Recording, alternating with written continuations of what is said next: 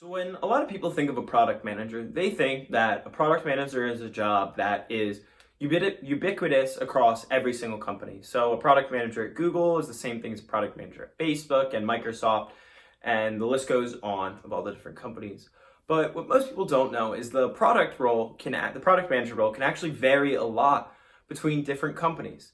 And when you're interviewing with a company or getting ready for interviews, it's incredibly important to understand what the product manager role is at the company you're interviewing for so you understand the responsibilities and the scope of the role because it can really vary. And the main factors that influence the scope and the product manager role at a company is really who's the team decision maker, transparency at the company, the actual role itself, and company culture are really four of the main characteristics. So the first of these factors is who is the decision maker. And what I mean by that is what team at a company is really driving the product. So an example of this is that Apple is a really design-driven company. And a great example that articulates this is back in, 2006, 5, that range, Steve Jobs was creating the first iPhone. And what he did was he walked around his office all the time carrying different sizes of wood in his pocket, and he would just carry blocks of wood in his pocket. And what he was trying to do is he was trying to figure out what block size was the most comfortable to carry on your pocket all the time, because that's the size of the iPhone he wanted to be. And once he came up with the perfect block size, he essentially took that block size to the engineering team, gave it to him, and said, I want you to make it fit in this. And it wasn't that's really where the design team makes a lot of decisions, and that's how Apple operates. And when you're interviewing for companies, you should really try and understand what team is driving the decisions. So an example is that at Facebook, Intuit, and LinkedIn, they're all really product-driven companies. So the product manager who's doing the user research is the one who's going to be making a lot of those decisions and moving it forward. While at companies like Google and Microsoft, the engineering teams have a lot more say in decision-making.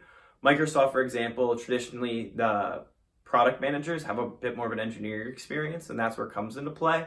But at Google, the APMs are always going to have more say than the APMMs and the marketing team in general. So when you're interviewing for the company, really look at who the decision maker is, and you want to be a company more where the product manager is going to have more say.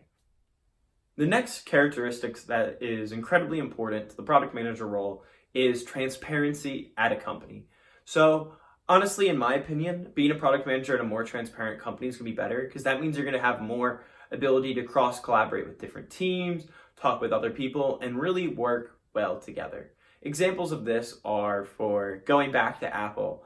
Apple actually has two very different product managers. They have an engineering product manager and a marketing product manager, and both kind of stay in their own lane. And there isn't a whole lot of cross collaboration. Apple's one of those companies that is very secretive and silo off, and you typically are only going to operate within your silo and within your team.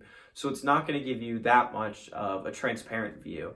Amazon is also similar to this, while companies such as Microsoft, Google, and Intuit and Facebook are very open, and there's a lot of cross-team collaboration, and teams always know what other teams are working on, and the company is very transparent with all hands meetings where the top executives answer questions for the lower employees. That way, so everyone always is aware of what's going on, and that's why transparency is incredibly important to the product manager role. And then the next one, this is a bit more ambiguous and kind of encompasses all of them, but really it's just what the product manager role comes down to at a different company and what companies expect from that role.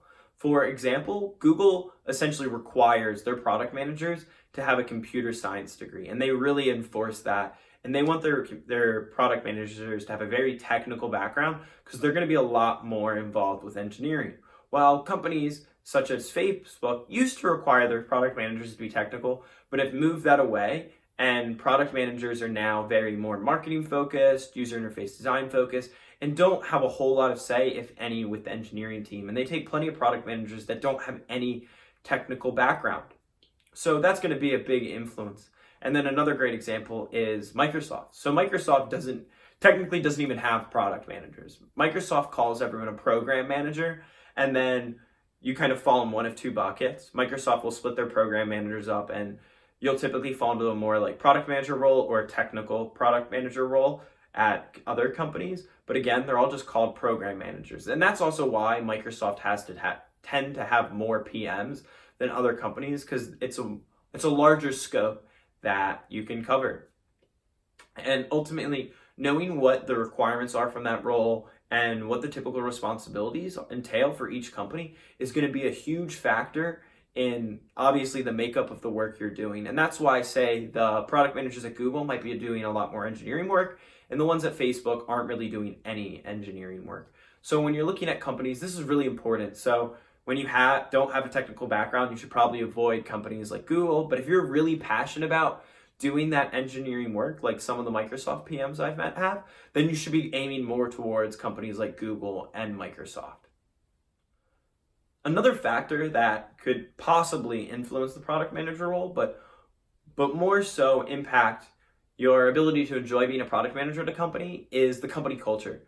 Company culture is going to vary widely across every company. Facebook, Google, Microsoft, Amazon, Apple, they all have their unique cultures. So you really want to gravitate towards the companies that have a culture that really resonates with you. For example, with me, when I was going through networking, one of the reasons I was attracted to Facebook was because a lot of their product managers are really entrepreneurial, ambitious. They have a lot of their own side projects or businesses going on. Whereas when I networked with Google employees and I went through my Google interviews, I didn't necessarily fall in love with that whole idea of Googliness or their company culture. Whereas with Microsoft, I just loved the general vibe and attitude of the employees and their emphasis on work-life balance. And that was one of the things that I really cared about. Amazon doesn't really put an emphasis on their work-life balance at all. So when you're going through these interviews, really keep in mind and talk to as many people as possible working at these companies, because company culture is really going to impact your day-to-day life and your role as a product manager and how much you enjoy being at that company. So again, remember the main characteristics of a company that are really going to influence the responsibilities and roles of the product manager and how much you're going to enjoy it, which are: who's the decision maker on the team? What does the transparency of the company look like? What does the role or requirements of the product manager really entail? And then what's the company culture? And again, one of the reasons this video isn't that long and I don't discuss Apple, Facebook, Google, and all of the companies that some other PM prep books talk about is because ultimately these cultures change all the time. A lot of people didn't want to work at Microsoft prior to 2014 because Steve Ballmer created a toxic company culture, whereas Satya Nadella has really turned that around, and a lot of the employees really like it, and new people are becoming more attracted because of it. Whereas even one of the PM prep books talks about how that Facebook has super technical product managers and requires their Facebook product managers to be technical, when that information is just outdated. These requirements are really changing all the time for companies. Google might come out tomorrow and say, oh, you don't need a CS degree to be a product manager.